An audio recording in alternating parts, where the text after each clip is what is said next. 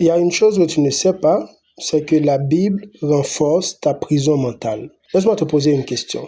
Es-tu vraiment convaincu au plus profond de toi que Dieu veut ton bonheur?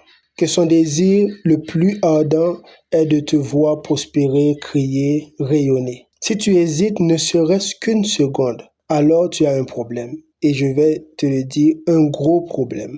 Parce que sans cette conviction ancrée dans tes tripes, tout ce que tu vas lire dans la Bible, surtout dans l'Ancien Testament, va renforcer l'image d'un Dieu tyrannique en toi. Un Dieu jaloux, vengeur, colérique.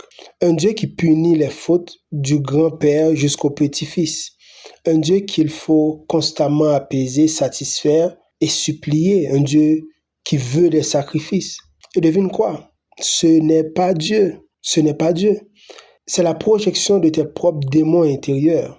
C'est le tyran dans ta tête, cette voix qui te critique, qui te dit que tu n'es jamais assez bon, jamais assez méritant, toujours coupable de quelque chose. Cette voix qui exige la perfection et te punit impitoyablement pour chaque échec. Et c'est pour cela que tu n'arrives pas à oser entreprendre quelque chose.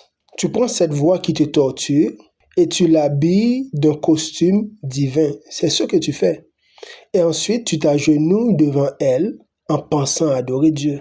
Mais adorer un Dieu de peur, c'est comme prier dans une prison en pensant que les barreaux sont là pour te protéger. Tu ne réalises pas que tu es ton propre bourreau, que tu es ton propre ennemi. Pire encore, dans cet état émotionnel instable, chaque lecture devient une forme de rétraumatisation spirituelle. Les passages sur la colère divine résonnent avec ta propre colère non résolue. Les histoires de punition activent ta culpabilité toxique. Les exigences morales deviennent des fouets pour t'auto-flageller. Et c'est ça qui arrive. Tu n'en as pas conscience.